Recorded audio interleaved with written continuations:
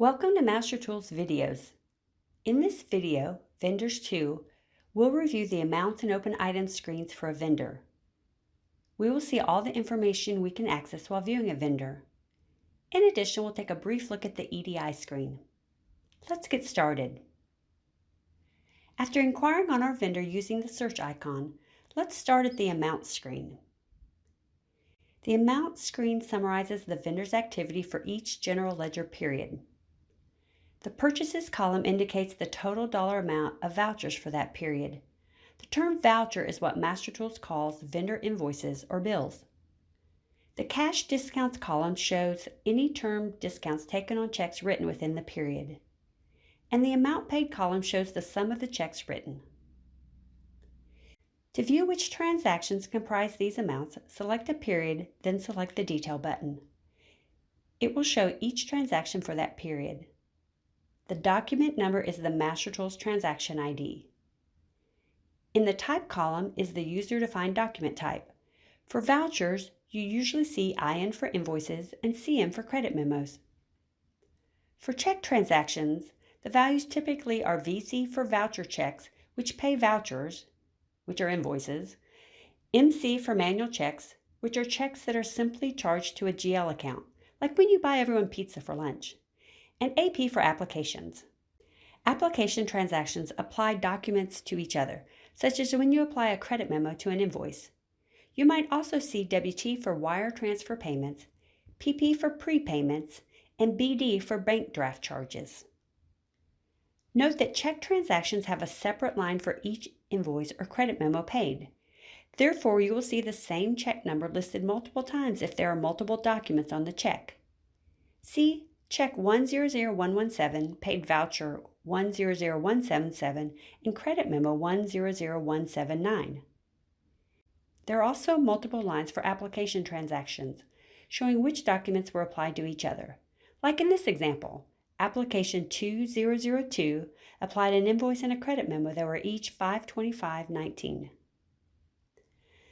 A status of A for vouchers indicates they are approved. The status for checks indicates whether they are O for outstanding or C for cleared. The date is the transaction date. A voucher has both a transaction date and an invoice date, and they can be different if desired. It is the transaction date that determines when the voucher hits the general ledger, and that is the date that is shown here. The reference and the second type columns are used for check transactions. They indicate the MasterTools transaction number and its corresponding type of IN or CM.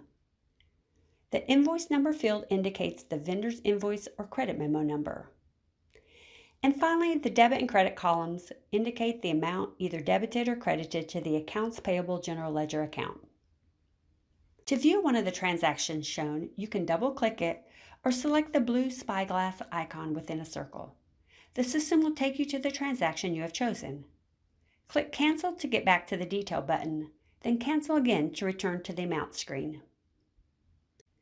Notice that the bottom of the Amount screen shows both the current year-to-date totals and the prior year-to-date totals for each column.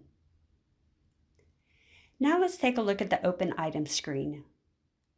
It will display all open items for this vendor and will age them in the appropriate column. You might wonder why there is a column for Bank ID. This is used when checks are created that are not applied to a specific voucher, such as a prepayment. Those funds are shown here in a similar fashion to a credit memo as a negative amount. The document ID and the bank ID indicate the check number and the bank account the check was written on. To view one of the documents shown, either double-click the line it is on or select the line, then click the blue spyglass icon within a circle at the top of your screen. And finally, let's take a brief look at the EDI screen. If you have purchased the MasterTools EDI module, this screen is used for sending 850 purchase order transactions to this vendor. MasterTools support will help you complete this screen when setting up EDI transactions for this vendor. Remember from the Vendors 1 video that in the More button, you can see when the vendor was entered in the system, as well as the last check date, check amount, and check number. That wraps up our instructions on the vendor amounts, open items, and EDI screens. We suggest you watch the Vendors 3 video next. It explains the functionality for the following vendor buttons located on the first screen of the vendor: attachment, attributes, format overrides, special instructions, and vendor items. Thanks for watching.